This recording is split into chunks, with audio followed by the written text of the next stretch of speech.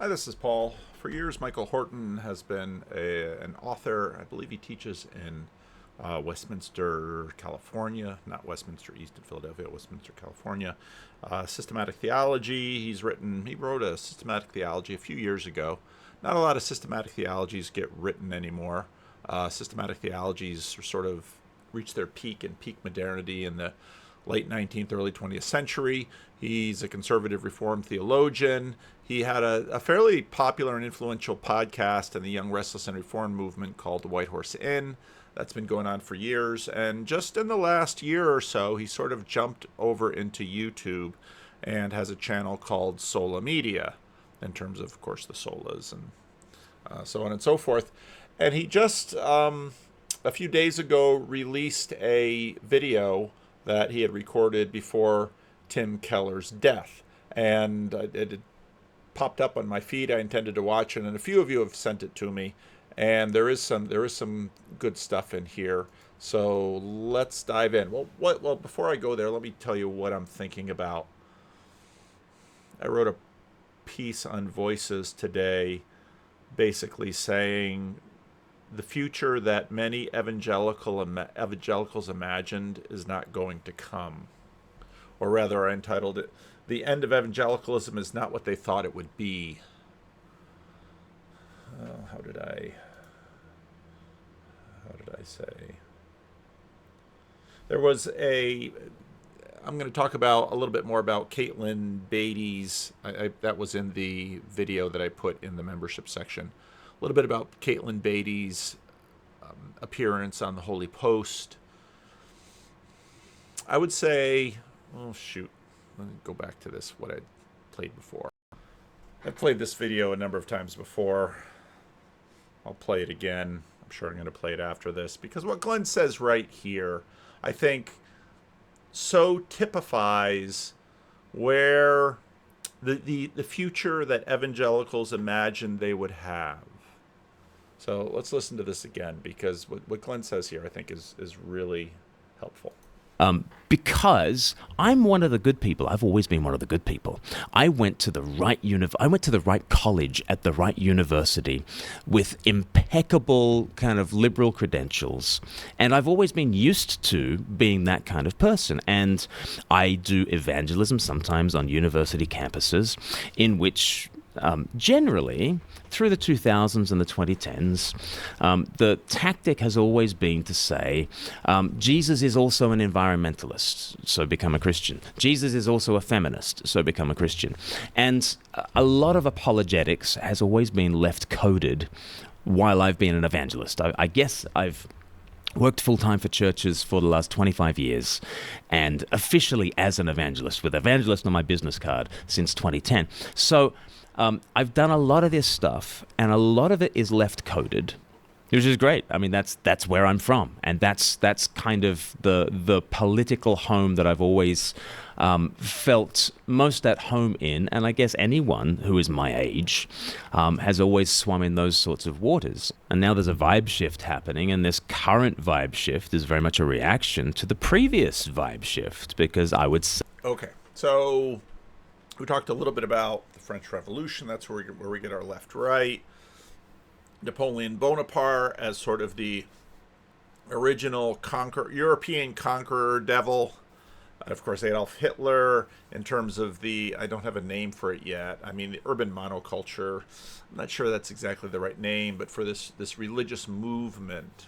The assumption was, and I love how Glenn sets this up, because, well, it was always left coded. And of course, you just had the sense that this was the way history was going. And because history is going this way, then churches sort of, if you were the right kind of Christian, if you were the right kind of church, you would sort of, well, the main line was going to be out there doing those things, but the main line was sort of falling off a cliff. So stay a few steps behind the main line, maybe pick and choose on some moral issue. I mean, this is exactly what the leadership of the Christian Reformed Church had been doing for a long time. This leadership that is now being put out the door. I just saw on Voices that 11 of the 17 organized congregations of Classis Grand Rapids East that had historically been in many ways, the leadership classes for the entire denomination. 11 out of the 17 churches are now disaffiliating with the denomination. Grace Church, Calvin Church, Church of the Servant, Boston Square, Eastern Avenue, First Christian Reformed, also called Bate Street, Neeland Avenue, Oakdale Park, and Fuller. They are all leaving the denomination. And for the most part, all of these churches had this posture, this way of imagining where their church sits in their political, moral, religious environment. Let's be left-coded. Tim Keller was an inspiration because Tim Keller had both some conservative credentials, but also seemed to have some game when it came to this. And sort of the job of the evangelical church is to, well, you don't want to be fundamentalist. Fundamentalists are, a little too conservative, a little more conservative. Fundamentalists are countercultural in a way that the post-World War II religious consensus, Christian Protestant consensus, the mainline sort of went to seed, but, they swallowed liberalism. And so evangelicals weren't going to swallow liberalism, but they were going to aspire to the elite branches of society. They were going to go to public universities and get PhDs, and they were going to participate in the cultural conversation, and sometimes they would have talk about transformation and all of these things. This was the game plan. And that future right now looks done. It's just done. And churches, again, these were the leaders of the Christian Reformed Church, and they are now pushed out. And it has everything to do, it's far bigger than the Christian Reformed Church, it has everything to do with this vibe shift that Glenn is talking about. Now, again, in terms of Glenn's salience hierarchy, if you listen to Glenn will say, well, Jesus is at the top. So Democrat and Republican, I can be flexible on those things, but my main thing is Jesus. Say that ever since gay marriage came in on either side of the Atlantic, from that moment onwards, I think there's been a sense of you're on the right side of history if you take these social and cultural views. And in that setting, the apologetics talk, Jesus is also a feminist, just met much stronger opposition. Jesus is also an environmentalist, met much stronger opposition when... And I remember when the likes of, let's say, Tony Campolo. I remember when Tony Campolo, his son Bart, of course, deconstructed, became a secular chaplain, an unbelieving chaplain. Was it at Harvard? At some Ivy League school. Years ago, I played, you can find it on the internet, a conversation between Tony Campolo and Bart Campolo, where Tony Campolo basically challenges him and says, you stopped going to church, and you stopped, yesterday I had the question of Judaism in the ancient world. You stopped Christianing. And when you stopped Christianing, your beliefs, when you stopped Christianing, meant that you no longer believed Christianing things because you had stopped Christianing. But then I remember when Tony Campolo flipped on gay marriage, he was, I think, expecting to be celebrated out in the world, and basically everyone said, "I'm sorry, you're too late. I can't take you seriously. We're all paying attention to the trans cutting edge of our movement right now." And for you to somehow embrace gay marriage at this point, I remember again, what was his name? Ryan Bell, Seventh-day Adventist pastor.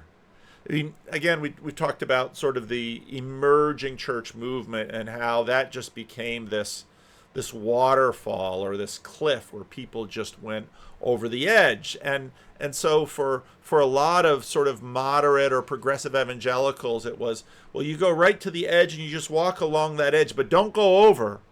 We've watched people go over, and the main line's going over. Don't go over, but just go right up to that edge and stay by that edge. the vibe was in that direction. Now, I fundamentally believe you do not have equal rights for male and female without Christianity. I've written a whole book about it. It's called The Air We Breathe, and how equality and compassion and many other of our values have come from the Jesus Revolution. I also think you don't get proper environmental concern without the Jesus Revolution. We can get into that. But the vibe shift meant that such left-coded evangelism, which was very well-meaning, fell on a lot of deaf ears. And the more recent vibe shift means that the kind of evangelism that I think resonates today would be, let's get Louise Perry to talk about, yes, Christianity and feminism, but also gender and identity and sex and the sexual revolution. And she has gone on a journey from left, and I guess most people would identify her on the right, writing for the Telegraph and the Daily Mail and people like that. But she gives a robust critique of the sexual revolution. And I'm not saying that that's a universally popular view now. I'm not saying that at all.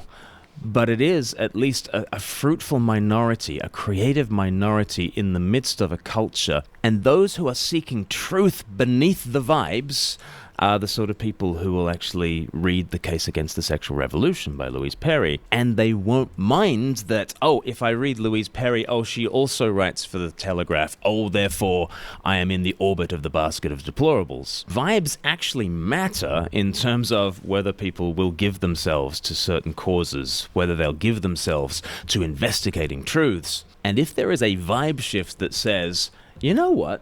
You can order a Bible from Amazon and you can just crack on. You can start reading at Genesis and you can take this book seriously. You can take yourself to church. You can take your family to church. Maybe you even should. The vibe shift makes all of that very plausible. In fact, it actually makes it attractive, not to the great majority of people out there, but to a significant minority of people who are now willing to give the Bible a chance, to give church a chance, to give faith a chance. Might we be seeing a surprising rebirth of belief in God? That's the title of Justin Briley's excellent. Okay, now I should really pursue Justin on this a little bit, because remember when COVID was happening and everyone was all anxious to get the vaccine out, and I remember when there was all this anxiety about, can we get enough vaccine produced? And one of the things that they said, well, we need big pharma to get the numbers out there. Well, you've got, people, you've got some trad cath action, you've got an orthodox moment, but when you look at the levels of, well, they say that the recession is pausing and plateauing now, but when you look at, let's say, the United States, you can double the size of every Orthodox church and it won't make a difference, an appreciable difference in the number of people going to church in the United States. There are just not that many of them. And there's no way you're going to double the number of Orthodox churches anytime soon. You just don't. You can't have the kind of leadership multiplication that would be required for that. In other words, there's sort of an established stock of religious assets out there that require there to be Protestants and Catholics at the forefront of any rebirth of belief in God and any spiritual revival that's going to happen in the United States. And the group that carried that for the last 75 years, 80 years, were the evangelicals. Because as the main line continued to recede, it was the evangelicals that continued to grow. Now they plateaued. And so, now of course, Tim Keller, there's a video out there. I can't find the video, but I saw it back when there were a lot of people sort of piling on Tim Keller. This was a few years before his death. And somebody basically had made a video that it went through the story of Tim Keller's life, how, he went to college, and then he, was interested in people his age, classic boomer, interested in, being against the the Vietnam War, and basically the idea of the video was that Tim Keller was, kind of a closet liberal, or Tim Keller was, maybe suspiciously, before woke was a word, had the seeds of wokeism in him, but it basically went through how he goes from, say, intervarsity into the ministry. And I had heard Tim Keller's name years before because my father is working inner city ministry. There was this urban ministry movement in conservative reformed circles back in the 70s. And my father was connected with that. And as a family, I remember us going to one summer camp type thing where my father was a speaker and something like that. And I was young, and so we stayed in this house, and it was this summer camp. It was a lot of fun. I remember it as a kid, but that was sort of the urban ministry days of conservative reformed people. And Tim Keller was very much a part of that movement. And that movement, of course, emphasized racial reconciliation, a lot of these justice issues in the city. Now, again, they were doing it from a fairly conservative reformed posture. And that was very much my father, urban ministry, so on and so forth. And so again, in that way, the church was sort of riding on all of these major cultural waves: the civil rights movement, the concern about heroin in inner cities, Attic Street, all of these social causes and social issues. And of course, then by the time you get into the woke wars in the late teens, early 20s, anybody who's too associated with that kind of thing, well, they're looked upon with a little bit of suspicion, because to really have your bona fides as an anti-woke activist, you need to be completely against things like racial reconciliation, et cetera, et cetera. So, I mean, what happened in terms of Tim Keller's reputation, again, the whole context switched. And I think actually Aaron Renn got it right when we sort of went from a positive neutral to a negative. Now, of course, this will always vary by zip code. And so Tim Keller made the point, well, I was in Manhattan, and so we were always in some ways operating in a negative world, but there's sort of the valence between, let's say, Dreer's Benedict's option, sort of, let's say, a more fundamentalist approach with turning your back, being much more, let's use the language of antithetical, being much more antithetical. I just saw that Aaron McIntyre had Doug Wilson on his live stream, and I didn't watch much of it, but I saw fairly early on the word antithetical came out. And for Reformed Christians, if you say antithetical, you're sort of triggering the antithesis. And these tensions are within Abraham Kuyper. Abraham Kuyper both talked about common grace and the antithesis. And the tension between those two things very much is sort of in the Christian Reformed Church.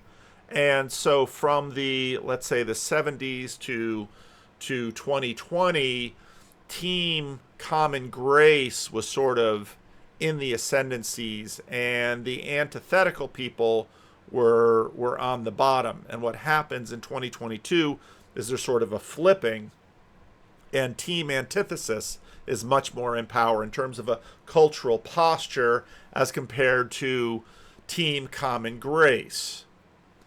So let's start with listening to some Tim Keller on this, because he goes through some history quite nicely. For me, the evangelical movement associated with Billy Graham, John Stott, Francis Schaeffer, Carl Henry, that generation, I don't know where it went. I don't know about you. This is what I'd love to get your take on this. When I hear the word evangelical today in the media, and often, on the lips of people I know, neighbors, friends, what have you, it's pretty far from what I think it used to mean. And I think he's very true. And this is exactly what I'm trying to get my head around, and I'm trying to language that this vibe shift has happened.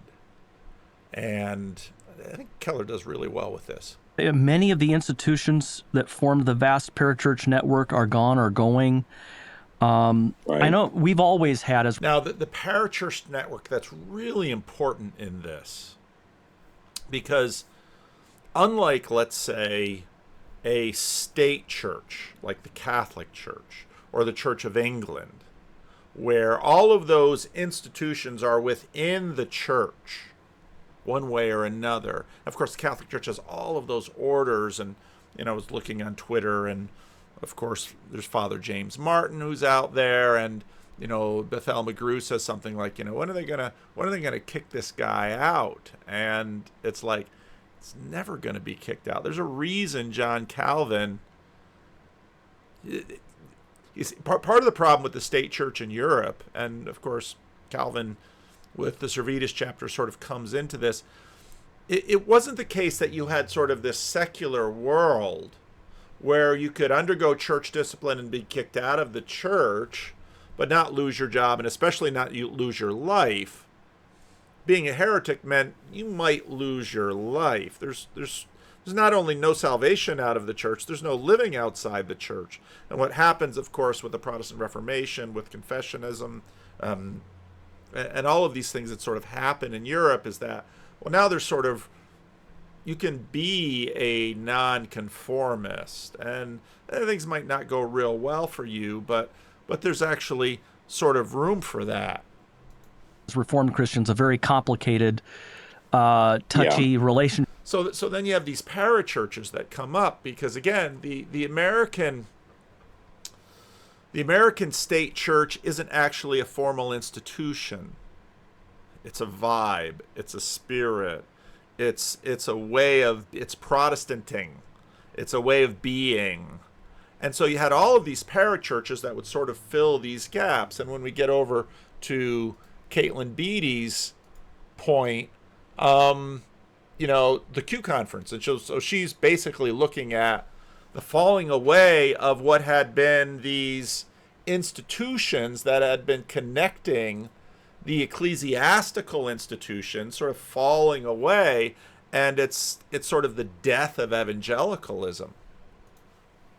With the evangelical movement, but I'd love to hear your take on where you think the evangelical movement is right now, and how that changes maybe the way we think about the identity of conservative Protestantism going forward. Boy. Well, you have just opened a massive subject. Well, first of all, I absolutely resonate with you. And I'm about 15 years older than you, Michael. And I believe I became a Christian kind of at the height of what I would call the Ockengay, Carl Henry, J. Howard Pugh, Billy Graham revolt against fundamentalism. But I talked to George Marsden about this at one point, and some of your listeners know George Marsden is maybe the preeminent historian of fundamentalism and evangelicalism. And George said that Carl Henry at one point told him that in the early 30s, everybody was a fundamentalist and nobody had a problem with that word. By the late 30s, Carl McIntyre and there was a movement going on that made a lot of people feel like our conservative Protestantism, having been kicked out of the major institutions by modernism, what liberalism, J. Gresham Machen's great book on that, but conservatism actually was starting to get cultic, anti-intellectual, ingrown, and legalistic, and militant in the world. Okay, that's super important, because I wonder, with the current fracas over woke right and what's happening sort of in the conservative movement right now, there isn't some of that happening. I mean, that's sort of what happens. You can have this coalition when you're the underdog and you're trying to gain supremacy, but once you get to the top, then suddenly the fissures begin to appear and people start eating at each other.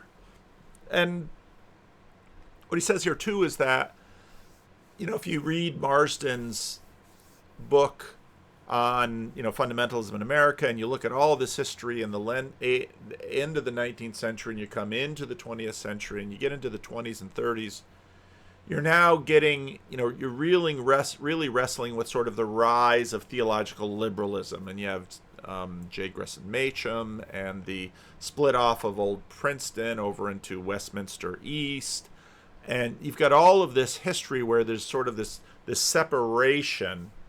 Now, the liberals own the commanding heights of the culture at this point. And the fundamentalists are taking more of an Essene. They're sort of heading to the hills. They're saying the world can go to hell. We'll stay here with our churches. We'll keep ourselves pure. We're not going to vote. We're not going to get involved in politics. We're not going to do any of these things. And so then, of course, you have a middle group who's like, I don't think that's the way to go.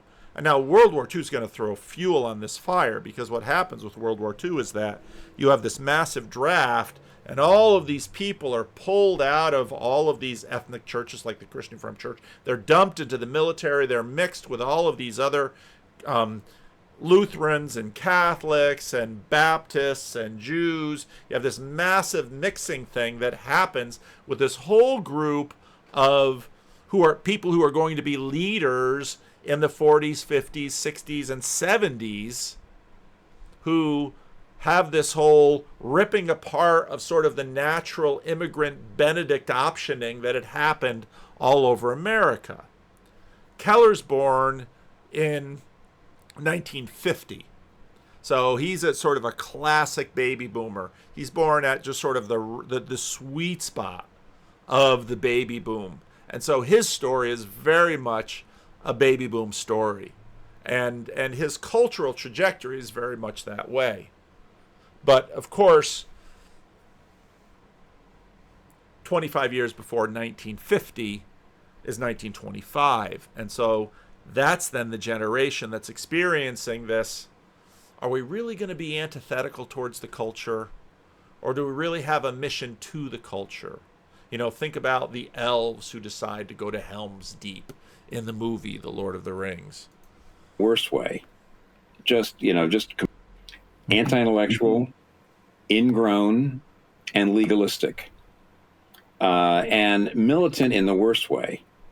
Just combative and not really reaching out to do evangelism. And Carl Henry said by the late 30s they were looking for another word. Interestingly, by the way, Michael, you can find this in a footnote somewhere. Marsden said that Carl Henry didn't like the word evangelical. He thought it was too much of a throwback. But I guess I tell you my Carl Henry story. I met Carl Henry. I was a security guard at Calvin College. Carl Henry was in for the seminary for a thing, probably staying in the manor house that used to be used as kind of a guest house for VIPs. I'm always a breakfast eater, and so I was just done with a shift, and I go to the dining hall to get some food, and I see this old man kind of sitting there all by himself at breakfast. I thought, oh, the poor old man sitting all by himself. Sat down with him, introduced myself. I was then at that point heading to the seminary, and he was said he's Carl Henry. I didn't know what that meant at all. I knew that I didn't know really what that meant. I knew that he had a son who was a Calvin prof, who was a politician in the United States. Ockengate, he was starting the National Association of something in 1942, and he needed a word, so he put it in there, and so wow. But I'd say for about 30 years, evangelicalism really was saying we're going to be absolutely orthodox. And as you know, almost all those folks, maybe not Billy Graham, but most of those folks were Reformed. Carl Henry's a Baptist, but basically they were, roughly speaking, Reformed, and they also really were culturally engaged. They weren't really what you would call social liberals, but on the other hand, they said, we have to care about the society. And of course, Carl Henry wrote that great book, The Uneasy Conscience of Modern Fundamentalism. And they put together a pipeline, and I was part of it. Young Life, InterVarsity, Campus Crusade, Navigators, won a lot of young people to Christ, and then pumped them into these seminaries, which are... Okay, there's the parachurch. These are all this campus ministries. Now, I should say, watch this whole video. This whole conversation between Michael Horton and Tim Keller. It's a great conversation. There's a lot of pastoral stuff in there. Really enjoyed this video. I'm not going to do commentary on it. There's no commentary needed on most of it. I'll put the link below in the notes, but just watch the whole video. But there again, okay, so there's the parachurch segment. So after the war, where everybody's, you might say that the Army, Navy, Air Force, Marines are the first mixing parachurch that's going to give the blend of evangelicalism its connections. Well, after that, the parachurches sort of take over, and so you become a Christian not in a church, but by InterVarsity or Young Life or Campus Crusade for Christ, or one of these groups. That's where you're going to become a Christian, and then at some point you're just going to sort of settle into a denomination that kind of fits where you're at temperamentally or theologically. But again, it's any denomination will do. And at this point, you sort of have a Bible-believing denomination. You have all these words that basically mean the exact brand of Protestantism doesn't really matter. You might even go Catholic and Orthodox, and there were some. Again, read Molly Worthen's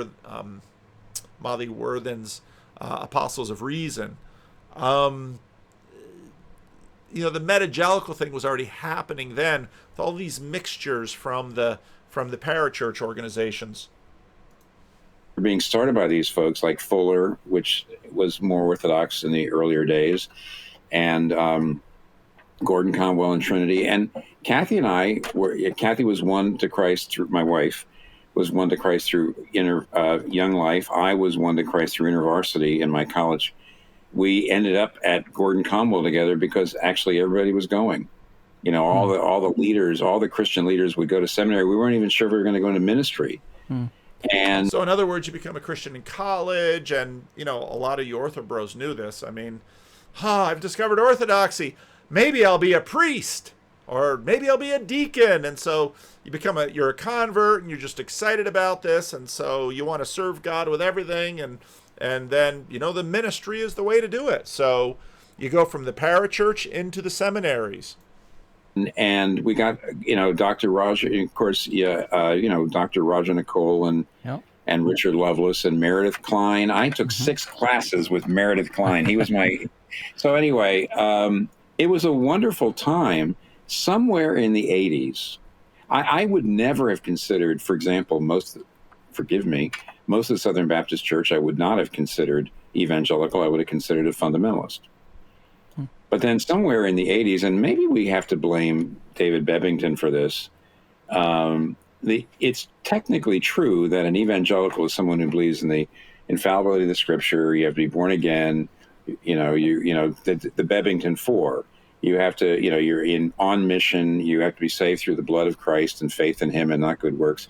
But fundamentalists believe that too. But there was a massive, I think, theological cultural difference between the legalism and the anti-intellectualism of fundamentalism and evangelicalism. Somehow that got, we stopped using the word fundamentalist. Everybody became an evangelical in the 80s and 90s through the media. And somewhere the distinct... the George W. Bush, the second George Bush election was really key, because Karl Rove looks and says, wow, if you can get the evangelical vote, you can have the White House. I mean, Reagan starts turning, the working class much more to the Republican Party, and George W. Bush in that election really cements the relationship between the Republicans, and of course abortion does too, being conservative on social issues. Which was crucial, I thought, in the 60s and 70s between, there was liberalism, evangelicalism, and fundamentalism. 3 approaches to Protestantism. It was very clear. And then it just went away. Somewhere in the 80s, do I blame the moral majority? Do I blame Jerry? I think you should probably blame the media, because the power of the media was evangelicals could still use fundamentalists as a bad word. And then part of what happens in terms of the political food fight was now evangelicalism is the bad word, and you can find that's pretty common now. that evangelicalism is the bad word, because to be an evangelical means you're going to vote for first Ronald Reagan and then George Bush and then Donald Trump. And so fundamentalist, too much complexity, because what's the news going to do? They just want to give you sort of real low resolution image of the bad guy. So it's the evangelical. Falwell Sr., maybe. But suddenly it was liberalism and evangelicalism. And when that happened, a lot of us were all thrown in, including, by the way, the confessional churches, including, the Lutheran Church Missouri Synod just laughs at people calling them evangelical, and yet technically they fit in the Bebington Four. So I think something happened, and I can't quite put my finger on it, where that distinction, which was so important, I think, went away. So I do think Reformed Christians might be able to help, because we've never gotten rid of the idea that we shouldn't be anti-intellectual. We shouldn't be, we've got a tradition, unlike a lot of other, maybe even the Lutherans, frankly, I have to say. And I was raised Lutheran. Maybe you know that. Keller, good German. Even the Lutherans don't have anywhere near as good a theology of cultural engagement as the Reformed do. So maybe we could help reconstitute something, I don't know what we're going to call it, something that is not fundamentalism and it's not liberalism. I mean, and frankly, since you're 15 years younger than me, Michael, you would be one of the, I don't think you should be looking to people in their mid-70s. We can't look at Richard Mouw anymore. We can't go for us old people. We got to have some of you who are in your, 60s and 50s and 40s say. We tried to get Richard Mouw for the Chino conference, but Richard Mouw is getting up there in age. Of course, Richard Mouw is Christian Reformed. Now, keep that cultural engagement, put a pin in that thing, because it's going to be important when we get to the next video, that cultural engagement thing. Because, again, this was, when Glenn Scrivener talks about, Glenn went to Oxford. I didn't go to anywhere near as prestigious as Glenn did. I just went to Calvin.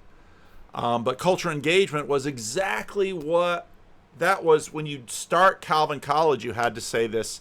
You had to take this class. It was called CPOL back in the day, Cultural Perspectives on Learning. And it was a world and life view. And you had to read Christ and Culture. And you had to be a transformationalist. It was cultural engagement. And again, it was the idea that fundamentalists are antitheticalists. They turn away from the culture. Evangelicals engage in the culture. Liberals are the culture going to seed. Here, let's go. We have to do something, I think, again, like what imperfectly, but what Ockenga and Carl Henry and Billy Graham tried to do. They tried to say the fundamentalism that we thought we were part of is really going in a very, we think, unbiblical direction. And we need to renew it and still stay true to the conservative doctrinal roots. So go to it and, send me your plan and I'll pay for it. Do you think a one-pager would help me? Okay.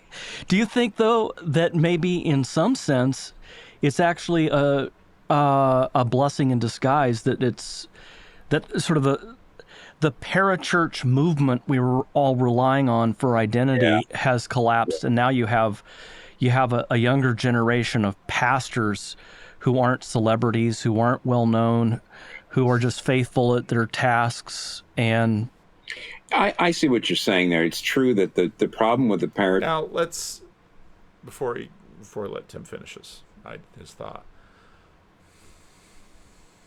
This gets into the question of platform, and this gets into the question of culture. So Glenn Scrivener is an evangelist ordained by his denomination to do the work that he does. Bishop Barron is too. But many of the points that I've made about YouTube celebrities, I usually look at it's funny with the Orthodox, because, well, you should really have your priest say it's okay for you to do it. And again, Jonathan Peugeot's a friend of mine. I'm not saying anything against Jonathan Peugeot or whoever his priest is. Jonathan Peugeot's priest would really have to have some cojones if he's going to tell Jonathan Peugeot to turn off his channel. And Jonathan Peugeot would have to be deeply serious to submit if Jonathan Peugeot were going to shutter the symbolic world because his priest said so. Because none of us know the name of his priest, but all of us know Jonathan Peugeot. And what usually happens in a situation like that is it takes a remarkably spiritually mature, and I'm not saying Jonathan Peugeot isn't, I'm not saying that at all, but I'm just using Jonathan Peugeot as an example because if Jonathan Peugeot's priest or the bishop of Jonathan Peugeot's priest told Jonathan, I think you're doing more harm than good. Shut down the symbolic world and take down all your videos.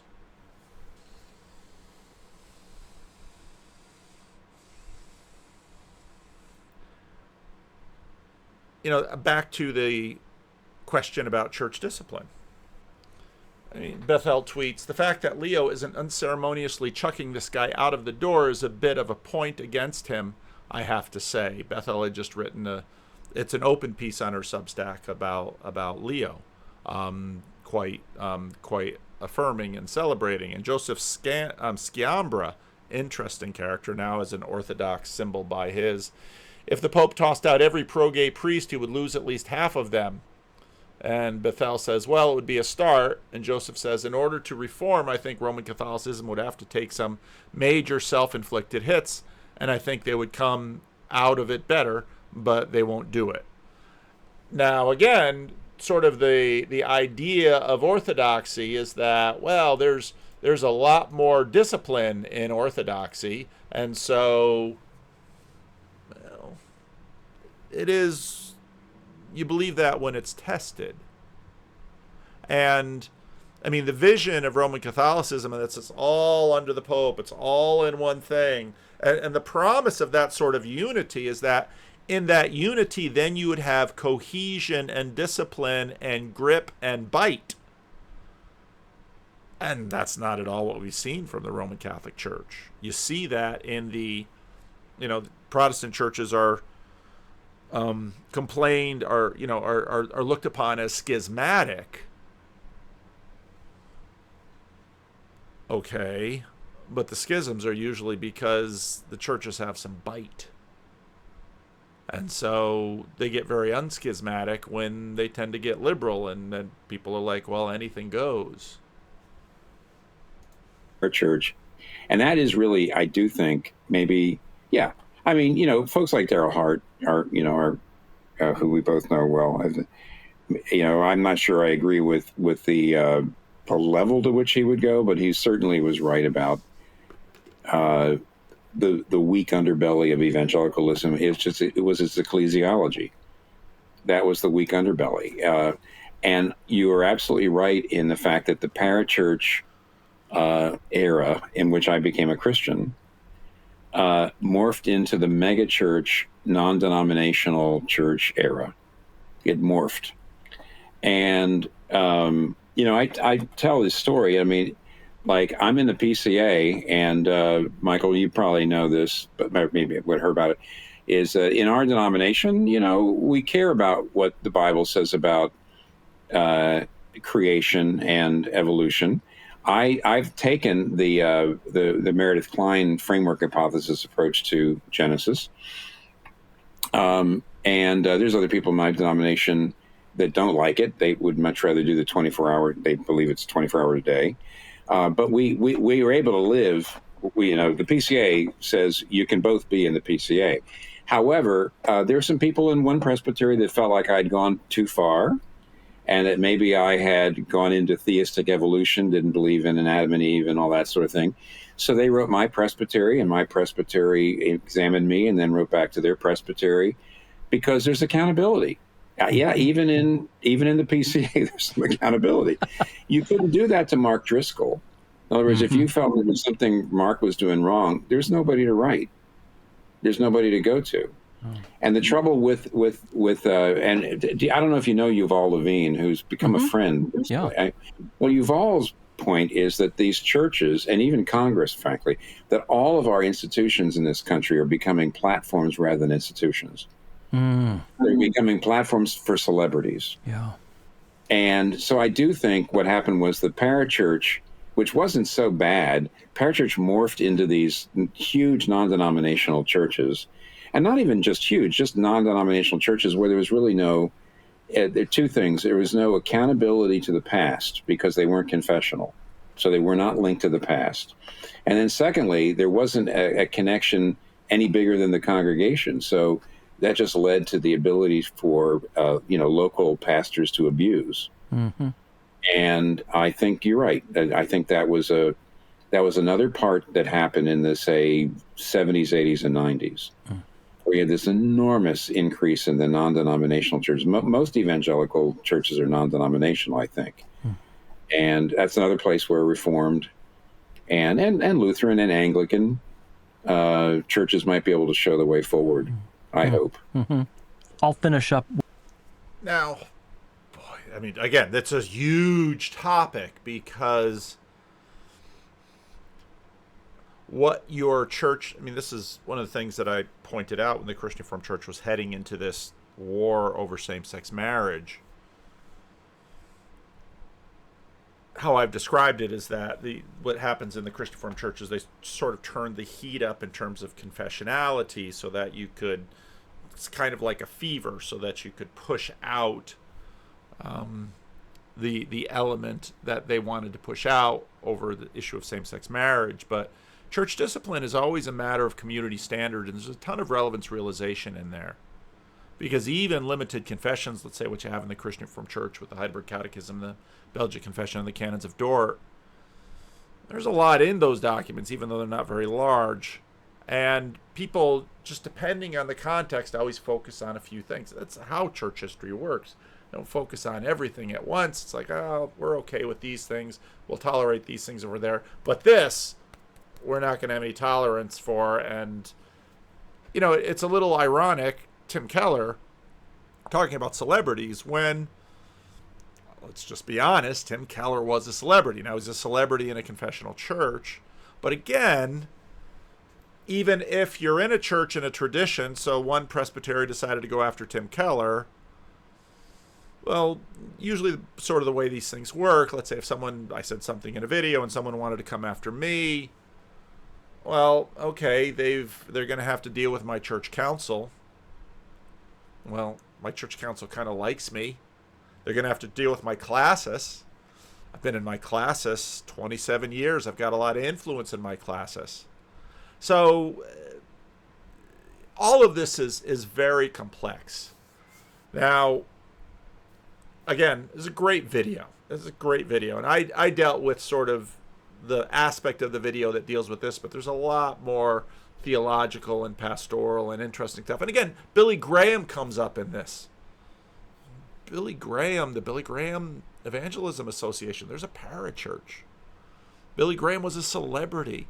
This, in many ways, church fathers themselves were celebrities. And so this platform dynamic you're not going to get rid of. So Skye Jitani was just recently on with Preston Sprinkle. And in many ways, Skye, that's been editor of Christianity Today, is sort of the theological guy at the Holy Post. Carroll Stream, Illinois, I mean, right next to Wheaton. This is the heart of evangelicalism.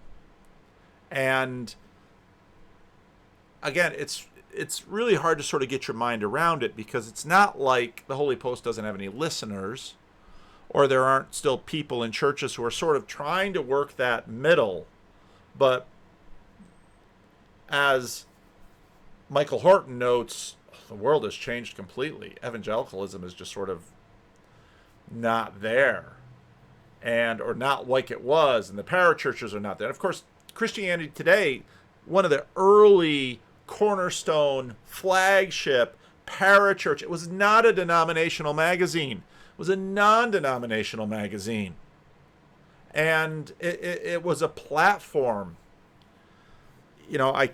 I think about Mark Galley. I just tried to quick look for it and I couldn't find it. When he was editor of Christianity Today and then he leaves and he converts to Catholicism, and then he writes this article where he basically says, yeah, most of the young writers what would really get them jazzed is if the New York Times quoted them.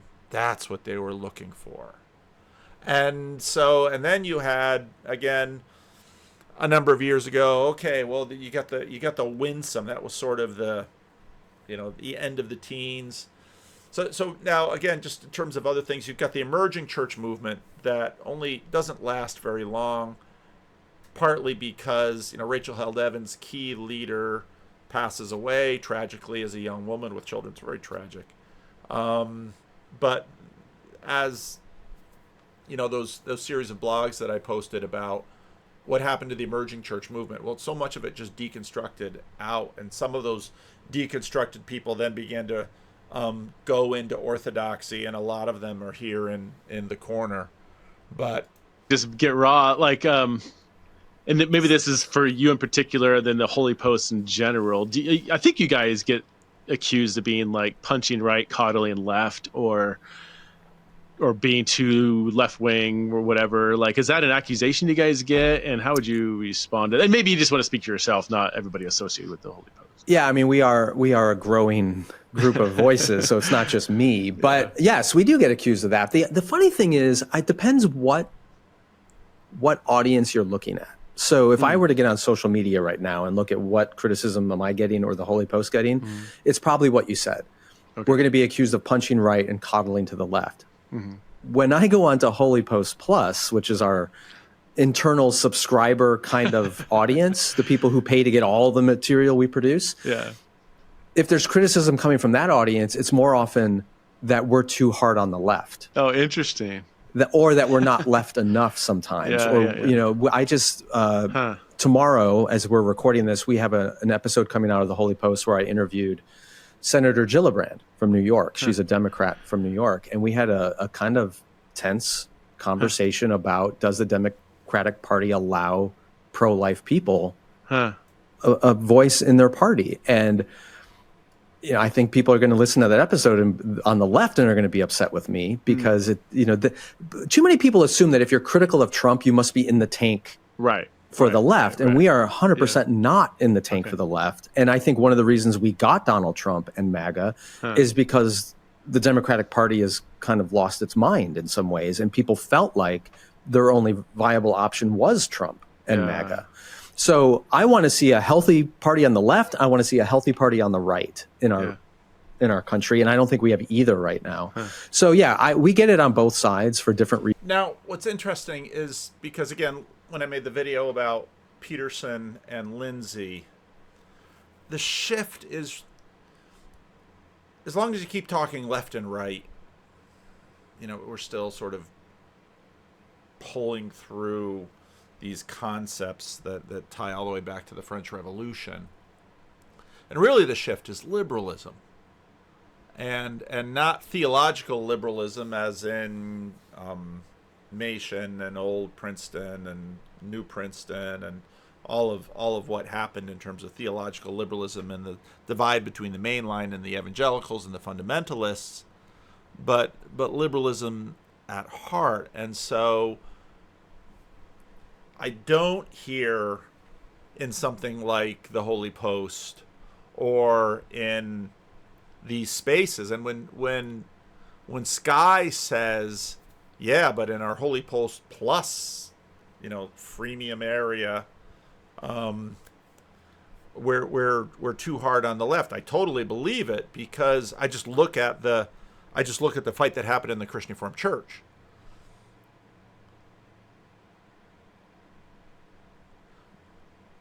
But what we don't often see is that there's just been this waterfall, this falling off a cliff. This is what we saw in the Christian Reformed Church. Why did the Christian Reformed Church, why is it a 70-30 split against the elite leadership of the denomination? Well, in many ways, the children of the moderate to moderate progressive evangelicals, they're no longer in church. They don't identify as Christian. They're just a part of the mainstream sort of progressive blue church culture. They're against red religion, but they're part of that blue church culture. All right, let's go here, because this is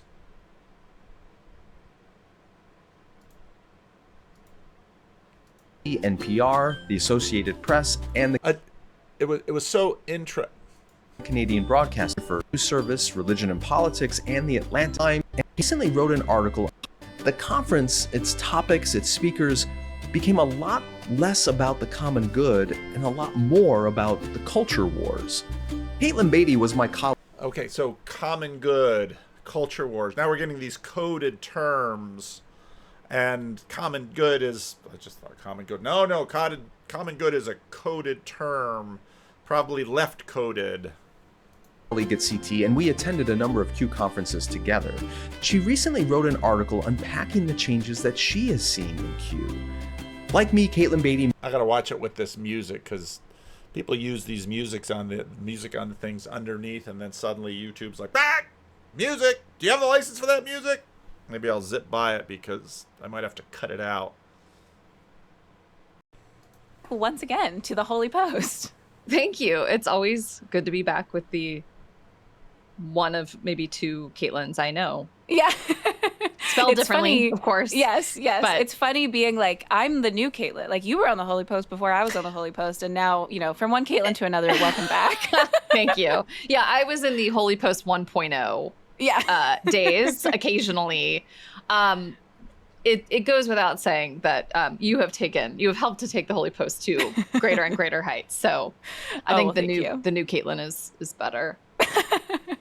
Well, I'm really glad you were willing to talk with me today, because unlike a lot of the interviews we do that are about books, this is about an article that you wrote on your Substack about kind of starting with a conversation about the Q conference and some of its evolution over the various years that it's... Okay, so the Q conference is one of these parachurch, and they'll describe it more. Existed, but also really about how that particular conference and its evolution exemplifies some of what's happened in evangelicalism over the last couple decades. So before we get into some of the questions I have, which is more about, what does this mean about evangelicalism? How do we think about how we might respond to that? For people who are like, I don't even understand the last few sentences you just said, can you give some background on like what prompted this piece? What is the Q conference? And why did you want to write about it? Yeah. Well, I say in the piece that the Q conference has been part of my professional Christian life from the very beginning. It was founded in 2007 by Gabe and Rebecca Lyons, who are Liberty University graduates. For a long time, the conference was held in different cities across the country, but for the last several years has been held in Nashville. Definitely a kind of, I think what I hear a lot of people describe it as in a very short way is like TED Talks for Christians, TED Talks for... All right, and so now we're coding things, because of course TED Talk is coded left, as Glenn would say. Especially kind of thoughtful evangelicals, a kind of Christian leader, whether you're... And again, even more code, thoughtful. Thoughtful, that sounds winsome and squishy. A pastor, a nonprofit leader, in some kind of creative class. Going to Q was a way of becoming sharper and brighter and more engaged about important trends happening in the church and the world. So okay, now again, it's culture, important trend. I mean, all of this language, it's coded, but it's parachurch. It's not ecclesiastical. This isn't owned by a denomination, and there's you probably rightly smell some emerging church stuff in there too, because that's happening right about the time that the emerging churches happen. And if you look at the emerging church movement, that too is a very conference-driven movement. If you go back to that podcast that was tracking the rise and fall of the emerging church movement, very much conference-oriented. There was from the beginning, Q has kind of had a kind of culturally engaged, leaned into culture posture. Like, we as Christians are not called to be... Now, remember when I said put a pin in it on culture engagement? There it was, culturally engaged.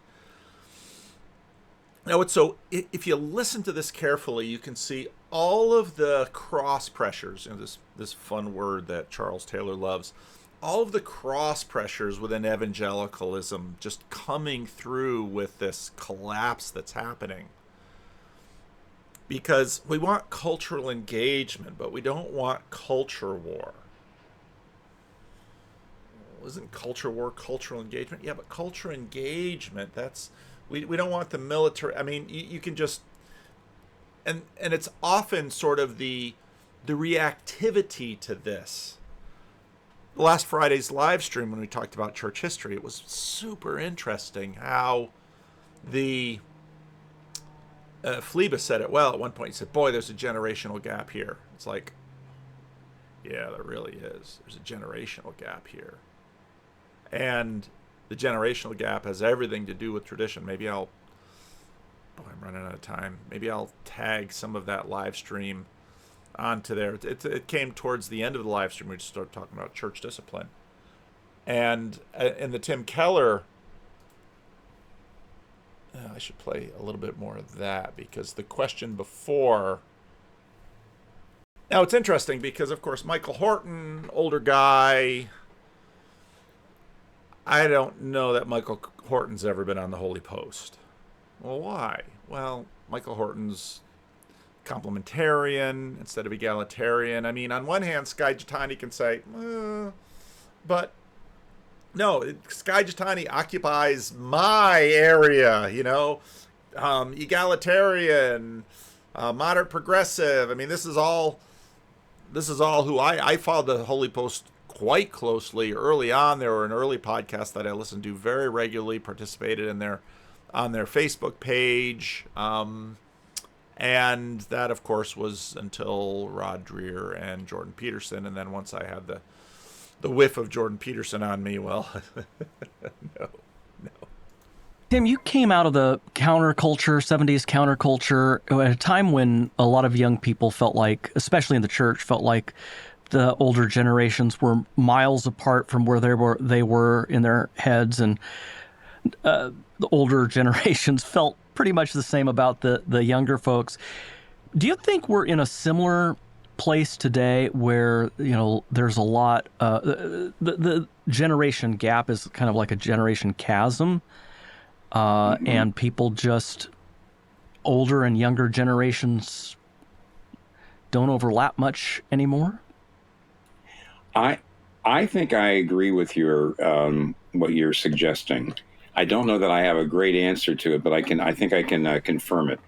There was a big cultural difference between my parents' generation and my generation. Very, very big. The way they saw the Vietnam War, the way they saw the civil rights movement. My parents and my grandparents just saw the civil rights movement and Martin Luther King Jr. as a horrible thing. And everybody in my generation thought, hey, come on, this is what's wrong with it? There was a big gap. I did not see that same gap between me and my children. My three sons actually two of them are Gen X and one of them is millennial. And I didn't sense a major difference between the boomers and Gen X and millennials, but I do see a very big new gap with Gen Z. I do. And I think you're right about that. I'm not sure what the way forward is. I do know that things like the Jesus movement and even La Brie was something that my parents just could not understand. They saw it as kind of liberal, kind of weird. So my guess is that whatever we come up with, or I shouldn't say we, whatever the younger generation of Christians come up with, it might again be a kind of a pretty big gap between the older and younger generation. It could be that the Christians are going to have find a new way forward and not just pick up programs and ways of doing things that we've done in the past. And we shouldn't just assume that it's going to be it's going to be a horrible failure. No. I think either way. First of all, I don't think we should see them as failing if they don't just pick up our tools and ways of doing things. But on the other hand, I don't think we ought to say they're a lost cause. That's just, I'm sorry, Jesus said the gates of hell are not going to prevail against his church. So I don't see Jesus skipping a generation. He's just not going to do that. Be separate. We are not called to be sequestered in our little Christian bubbles. We are called to be in the world, even if not of the world, to be in various sectors of society, really with a vision of transformation. Like we are to show up as, good teachers and architects and restaurateurs. Okay, so we're going to, this isn't antithetical, this isn't fundamentalism, this isn't turn away from society. No, we're going to participate in society, we're going to show up, we're going to do things to the glory of God. And so Caitlin, probably about the age of Tim Keller's sons. And so Keller would say, yeah, that's not a big culture gap difference, but there is one coming. The younger millennials and the Zers. In the past, Q has featured people who are, people of Christian faith who are also leaders in their industry, talking about what it means to do their jobs with excellence and care as Christians. And so I started attending as part of my job with Christianity Today. I was part of a documentary series that was about Christians pursuing the common good in 6 different cities. And so being at the Q conference was like, this is where we need to be. This aligns so well with what we're trying to do with this project. Okay, so again, cultural engagement. We're going to come in and we're going to rise to the top. But now, in a little bit, you're going to see the tensions in this, because the idea is we're going to rise to the top and we're going to be part of the culture and we're going to bear witness to Christ. And then hopefully when they see that, well, you're a very competent architect or engineer or doctor or something, and you love Jesus, well, maybe you're a very competent architect who also loves Jesus. And well, being a Jesus-loving architect means that you're do all your architecture to the glory of God, but it's a little bonus on, it's a little veneer over, it's a little adding onto the top that you're gonna love Jesus. Some of you who might remember some of my reading from Peter Leithart's Against Christianity. Christian community, by the same token, is not an extra religious layer on social life. The church is not a club for religious people. The church is a way of living together before God, a new way of being human together. What Jesus and the apostles proclaimed was not a new ideology or a new religion in our attenuated modern sense.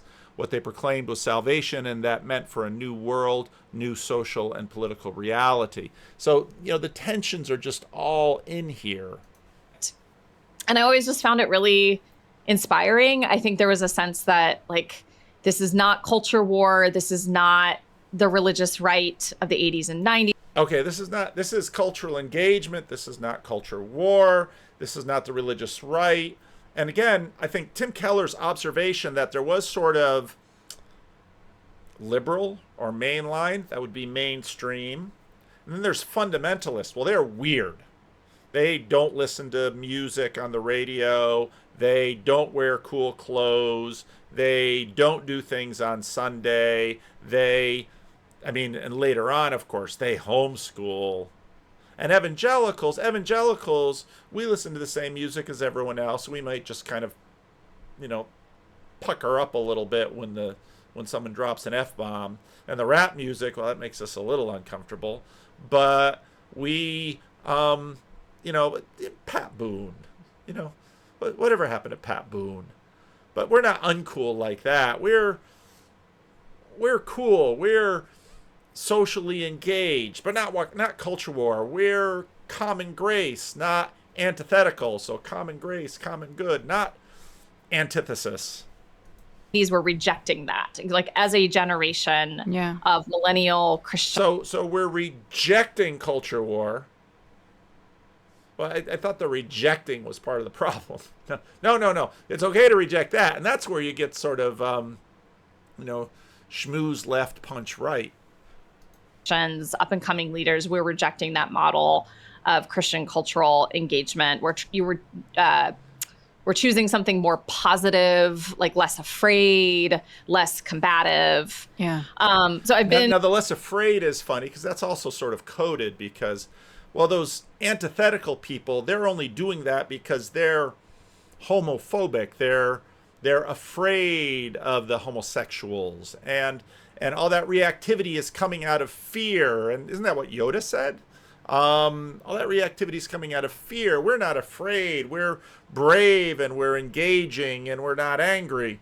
Oh, the anger comes a little bit later. And, probably a half dozen times. I say in the piece I've spoken at Q a couple times. And so this more recent piece on my Substack was has really been prompted by conversations I've had with friends and acquaintances over the last few years. I would say probably definitively, if I had to put a mark on it, since 2020, where the conversation starts, what is going on with the Q conference? Like, did you see the lineup for the Q conference? What's going on there? So I want now part of what's interesting with these narratives is that for a long time I heard, well, the problem with, and let's bring back fundamentalist, evangelical, mainline. The problem with this group of here, the fundamentalists over here, is that they're afraid, and because they have lost cultural hegemony, now they are combative, and they're fearful, and they're angry, and they're antithetical. But what's happened in this collapse is that the group that didn't want to be fearful, they wanted to be positive, they wanted positive engagement, they wanted all of that, now that they've lost cultural hegemony, they're kind of angry and fearful too. And the anger and the fearful stuff is usually about losing cultural hegemony. They weren't wrong with that. It's just really hard to not be angry and fearful. and that requires a lot from a person.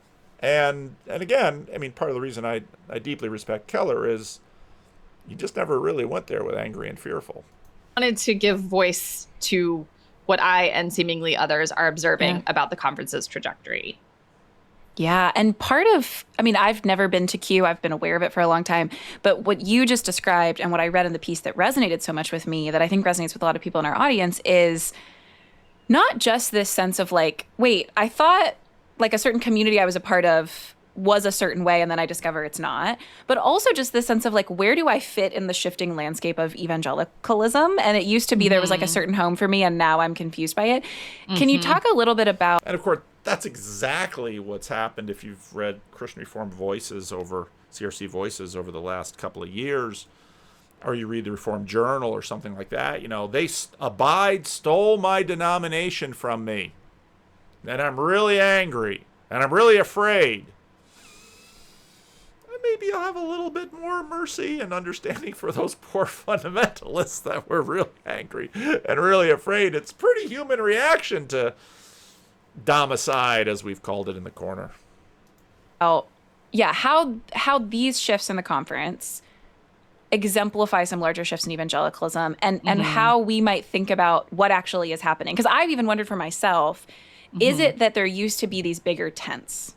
Like conferences like this one or others used to just include more people, and I was one of those people included? Or have they really shifted from a certain political spectrum to a different part of the political spectrum? Have they shifted in their tone or the kind of very honest, good question she's asking. Posture they're taking? Like, is it me that's changed? Is it them that's changed? And in what way have they changed? I've asked that question about a lot of things over the last several years, and I think at the end of the day, it's probably both, right? It's probably we have diverged on some real way. Well, I want to talk a little bit about Q as an evangelical conference and the role that conferences and other kind of trans-denominational broad tent organizations and gatherings play, like uniquely, I think, for evangelicals, because the evangelical movement is so dispersed over different theological and denominational traditions. Right. It's not ecclesiastical. It's intentionally designed because the United States didn't have a state church. And so you needed these bridging organizations to feed a certain culture. And of course, what's been happening in the culture is that the main line has been collapsing, and probably the segment of the evangelicals that sort of leaned against the main line and could differentiate from the main line. Okay, we're not going to go all the way for same-sex marriage, but we're not going to be mean about it. We're going to continue to maintain a posture against abortion, but we're not going to protest clinics or anything like that. And so that's sort of the part of evangelicalism that's sort of leaned against the main line. As the main line collapses, is just falling over into the hole the main line's falling into. You have this arrival of kind of parachurch organizations, ministries after World War II that are saying, this is what it means to be an evangelical, theologically, confessionally, also culturally and politically. But I think Q has kind of fit into that ecosystem in the way that like a Christianity Today, or even dare I say a Holy Post might, like, we're not aligned with a specific church or even a specific leader. I think to its credit, Q, it's very obviously expressing the priorities and vision of Gabe and Rebecca Lyons, but it's not like the Gabe show, you know? Yeah. I'm thinking about a conference like... Again, now you've got these paradoxical tensions with celebrity and the reality of platforms that... Oh, she's going to talk about it. She's right. The Catalyst or the Orange Conference. Like, I think these places, your attendance at those conferences, and especially if you're a speaker at those conferences, they kind of mark you as part of this broader evangelical movement. Now, she didn't say exactly what I was expecting her to say, but, look at where would ARC be without Jordan Peterson? Tim Keller wants to say, well, celebrity and platforms, but it's like, no, really. Celebrity and platforms is a really big deal. And if you can drive up a lot of subscribers in social media, it's the attention economy. And evangelicalism, Billy Graham, their whole evangelism strategy during those Billy Graham years depended on celebrity. It was the celebrity and the skills of Billy Graham that filled Yankee Stadium in New York City. I would say to this day, I write a lot in the piece about a handful of the speakers that have been invited to participate this fall that raise my eyebrows. I think, I say in the piece that I think inviting these specific people to speak on these specific topics and not in a panel format or without a kind of countervailing presence is showing a lack of discernment and gives... And again, anybody listening to this, especially from a certain side of the culture war, is going to say, wow, are you dancing over this? Because some speakers can just be put on without a countervailing panel. I mean, Tim Keller can just be invited to hold forth, unless, of course, it's Princeton for the Kuiper Prize. But, well, if you're going to get, I don't know.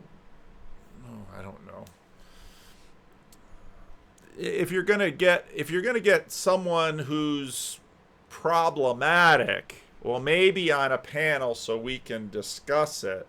But because, hey, there's names and sides and in fact, again, in the emerging church movement, there was, and in the main line, there was all of this angst, for a while about, well, we need, we have to look at the identity. You need so many women and so many people of color, and you need all of these individuals. But of course, once you start playing into that game, then, well, Candace Owens gets a lane because what you're going to look for is someone who's counter-narrative with respect to kind of the low-resolution identitarian aspects that you're trying to find, and you just make a lane for the black conservative or the gay conservative or the woman conservative, and then their social media platforms continue to rise because it's just a lot harder to yell at a woman that you're a misogynist.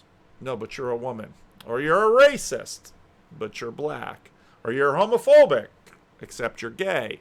And so then you get Rosaria Butterfield, and you get, all of the people that have platforms for saying counter-narrative things from the identity that's supposed to be aligned with a particular narrative. We've all watched this show. We know how it works. So, and then suddenly when you look at, well, so you have a platform and you have a parachurch organization, and the job of the parachurch organization is to hit a certain thing. You say, well, doesn't matter where you are in infant baptism. Doesn't matter where you are in predestination. Doesn't matter where you are on a bunch of these confessional issues. But an implicit confession definitely evolves. And in this current, because religion is always and politics is now, certain political postures or social engagement postures, an orthodoxy, a hierarchy of orthodoxies will emerge. The conference, a kind of partisan tinge. Mm-hmm. It's too easy to say Q has gone MAGA. Like, it's not so much that there's overt conservative political... But they're not scrupulously anti-MAGA. And frankly, I haven't listened to a lot of the Holy Post lately, but Algo serves them up to me fairly regularly, and the problem is they're not sufficiently anti-MAGA. But, you know, that's part of the difficulty of navigating a culture war, is that no matter what you do, there's going to be a trap somewhere. And so I think I continue to sort of occupy a middle realm, but even when, you know, we deal with it in the corner sometimes when, okay, well, again, Mark Parker, I thought, you know, his coming into the corner was a great example, because before it was like, well, Paul's this or Paul's that, and the corner is this or the corner's that, and then he kind of got into it and he's like, no, actually, there's actually quite a bit of diversity here. There's a lot of thought diversity here. Part of what's sort of made, and what do I mean by the corner? Because some people are going to watch this, and it's this whole flotilla of channels and conversations that sort of were downstream from Jordan Peterson and Vervaeke and Peugeot, and we talk with each other, and it's pretty doggone broad. And you have non-Trinitarians, and you have Jews, and you have atheists. Not a lot of Muslims, but people are all over the spectrum on how many different social issues and theological things. So it's a small tent with a lot of diversity. So it's sort of a big tent, but we're not a big group. I don't know how to say it. Yeah. Agendas, or that the alliances are saying, like, we align ourselves with this political leader or party over the other. But I think the difference is that these specific speakers have aligned themselves with a very more combative, aggressive culture war tone that, you know, to have a way of like sucking up all the air in the room, you know, and I think have a way of signaling to evangelicals who are more centrist or even left of center, like, this probably isn't for you. I will also say the number of talks over the last several years about sexuality and gender, like, putting aside the content of the specific talks, there's just so much about sexuality and gender that one could walk away with this impression that, like, this is the defining issue for evangelicals. We can debate what.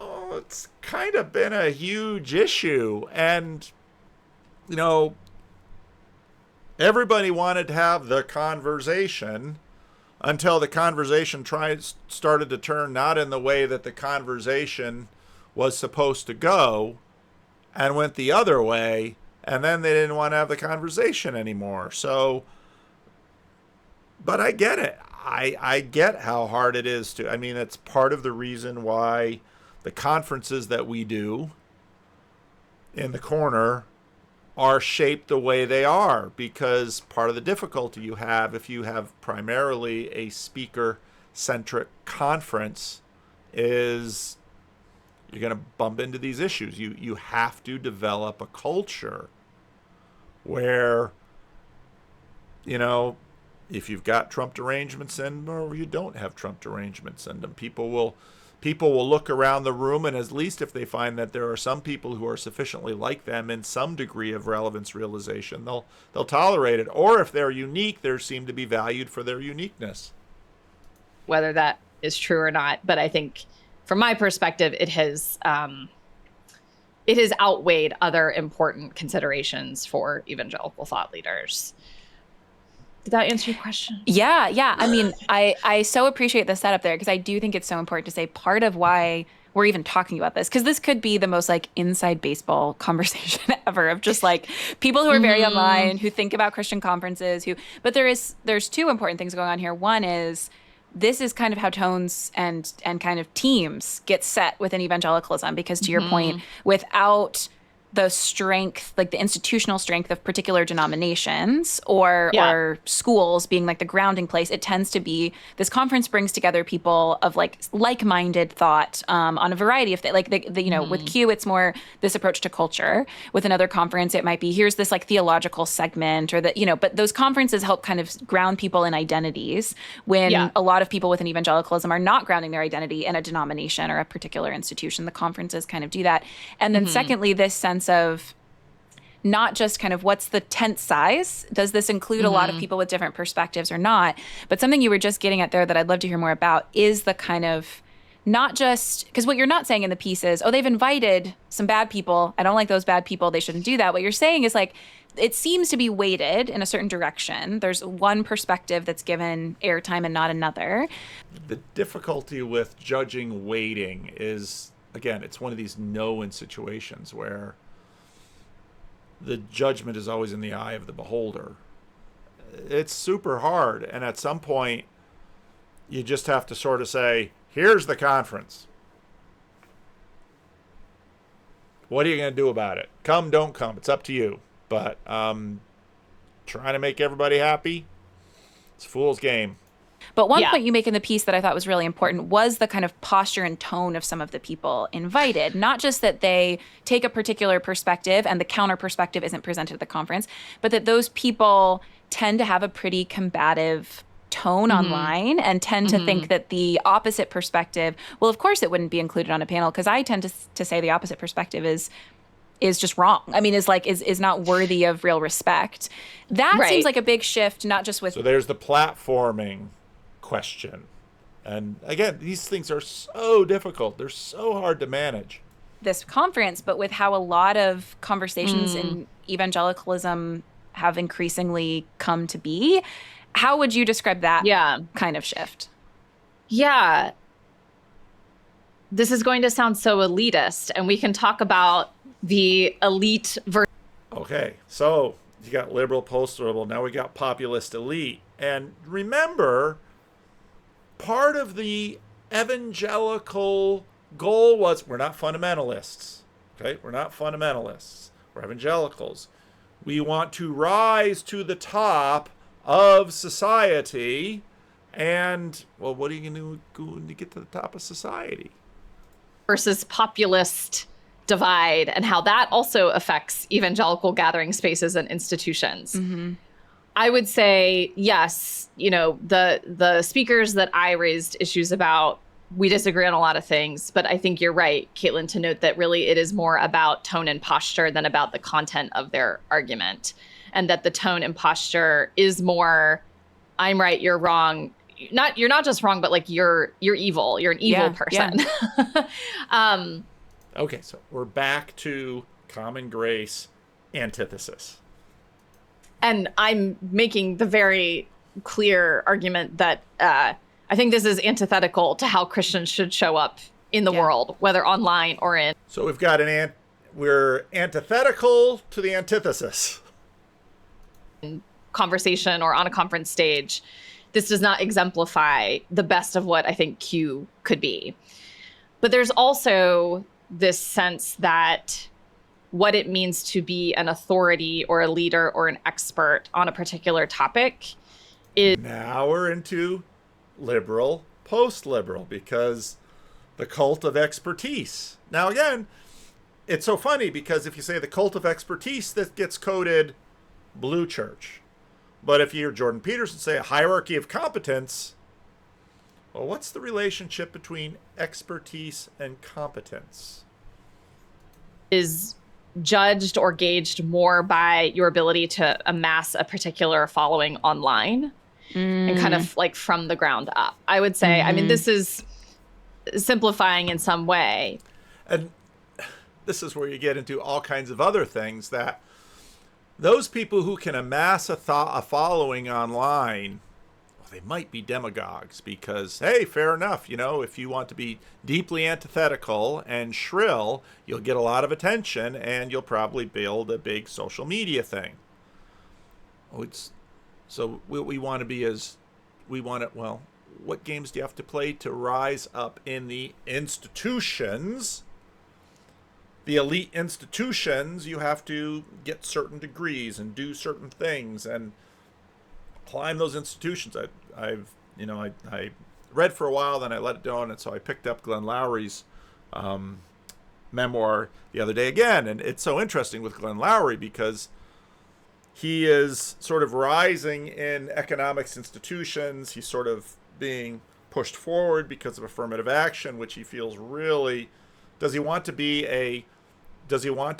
get a job because he's a black economist, or does he want to get a job because he's a great economist? And then when he starts basically taking talking points from his uncle Moody, who said, don't trust the white man to give you what you want, and basically retranslates that into, African Americans should pursue competence instead of, we should as a society really address our social issues. And then someone's like, oh, be careful, you become that conservative black economist. You don't want to be Thomas Sowell, do you? And, so you have all of these tensions. But I thought, this is just one clear example. Someone like Francis Collins, former head of the National Institutes of Health, evangelical Christian, has, I trust, received the education and credentialing among his peers in the scientific field. And it's so funny because Francis Collins, not James Tour, and I don't know if she knows even who James Tour is, but and of course when she picks Francis Collins, I just mind reading a whole group of you. It's just click click click click click click click click. It's like, oh. Of all the examples to give, to research and teach what he does for the benefit of public health conversations. Yeah. I hope that doesn't get me canceled saying that. Because I guess she knows enough to understand that. Was that the right, or did, by using Francis Collins, instead of, let's say, someone like James Tour, who has his own credentials, but who tends to be, in the online space, fighting about intelligent design versus random evolution. So, I mean, you're just, it's a minefield. It's what culture wars are full of minefields. And well, because I'm like, I thought we all agreed on this, but I guess not, we can talk about maybe, have you shifted? Have I shifted? This year, and for the last several years, so Francis Collins has spoken at Q in the past. I kind of think of him as exemplifying a kind of Christian leader, the best and the brightest of a particular field, who are also committed to Jesus and are faithful to Scripture and part of a local church. And this is what it can look like to be a Christian pursuing the common good in the world. For the last several years, Q has invited a chiropractor and business leader named Dr. Josh Axe. And I have no idea who these people are. Does he sell pillows? Is he the pillow man? You get the point. And so you just sense that there's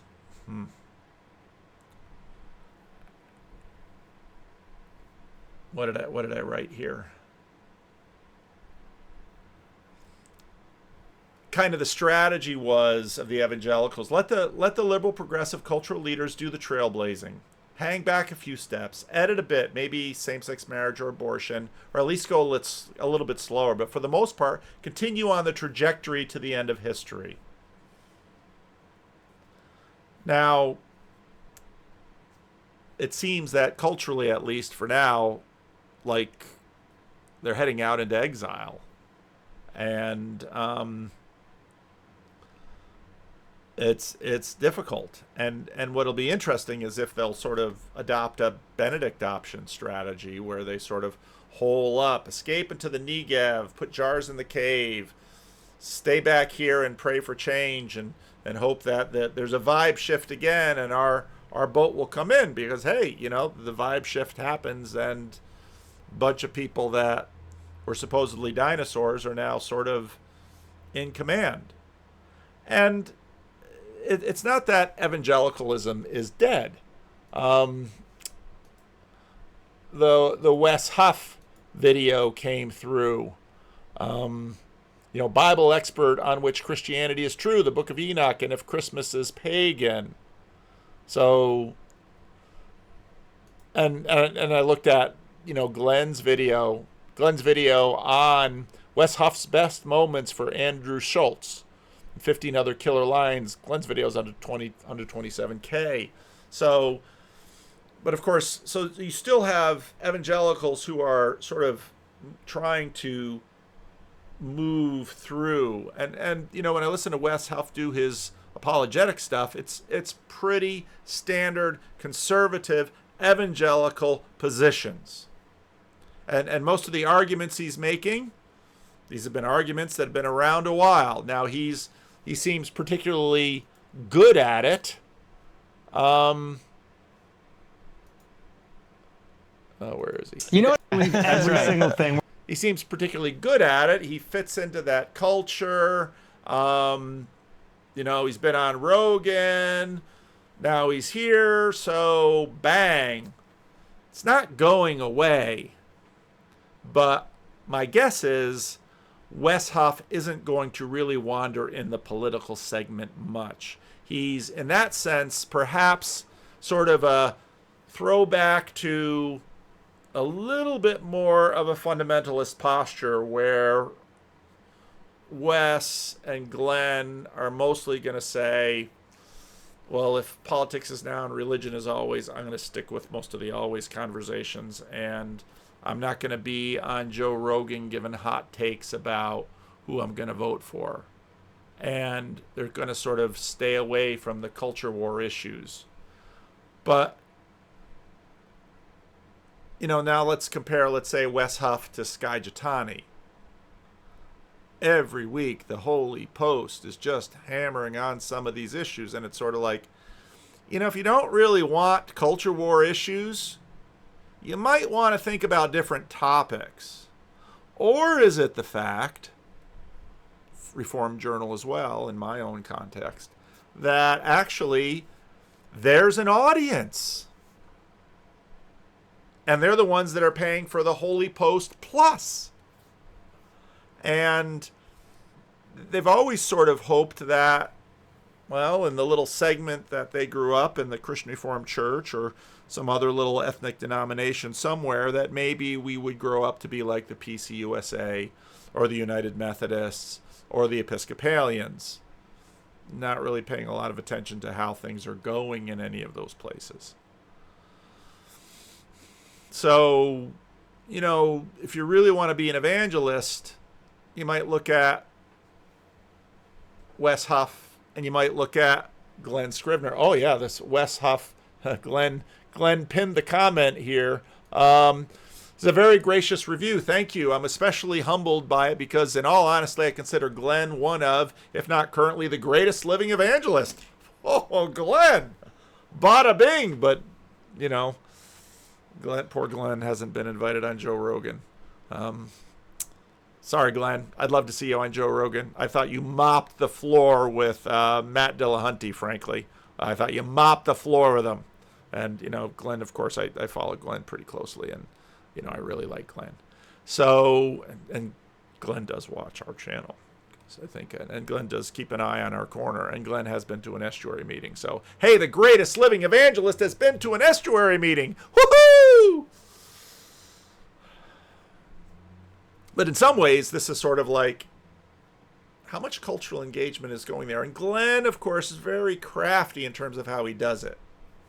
And I haven't watched enough Wes Huff to know if Wes is getting anywhere near cultural engagement. But of course, in some ways, what we've been seeing is that